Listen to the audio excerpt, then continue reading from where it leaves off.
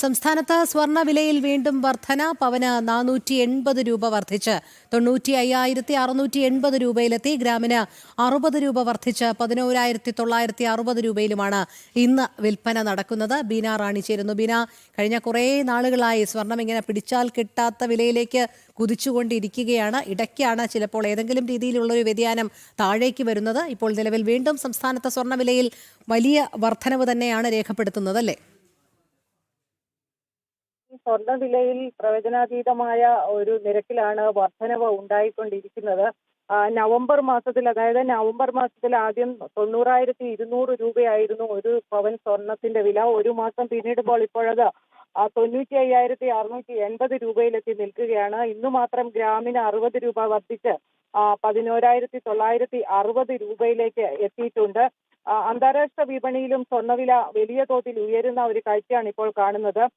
പ്രധാനമായും American federal reserve പലിശ നിരക്ക് കുറയ്ക്കാൻ പോകുന്നതാണ് സ്വർണ്ണവില കൂടാൻ ഒരു കാരണമായി ഈ മേഖലയിലുള്ളവർ കണക്കാക്കുന്നത്. ഡിസംബർ 10-നാണ് അമേരിക്കൻ കേന്ദ്ര ബാങ്ക് ഫെഡറൽ റിസർവിന്റെ നിർണായക യോഗം നടക്കാൻ പോകുന്നത്.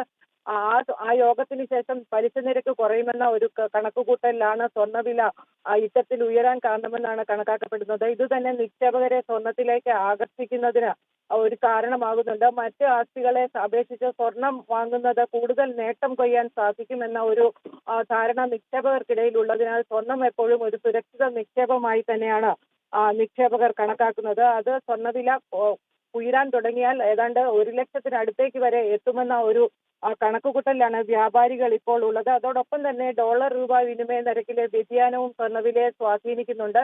ഇത്തരത്തിൽ പല ഘടകങ്ങളാണ് സ്വർണ്ണവിലയുമായി ബന്ധപ്പെട്ട് വിപണിയിൽ ഇപ്പോൾ നിലനിൽക്കുന്നത്. എന്തായാലും വ്യാപാരികളെ സംബന്ധിച്ചിടത്തോളം സ്വർണ്ണ ഉപഭോക്താക്കളുടെ നിരക്കിൽ വലിയ കുറവ് വരുന്നില്ല.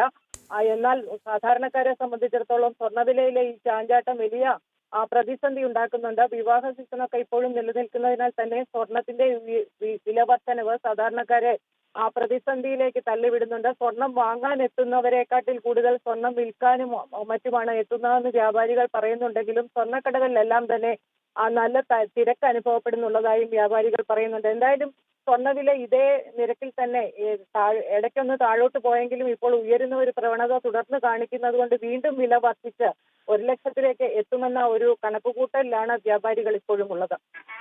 ശരി, ബീന റാണിയാണ് വിവരങ്ങൾ നൽകിയത്.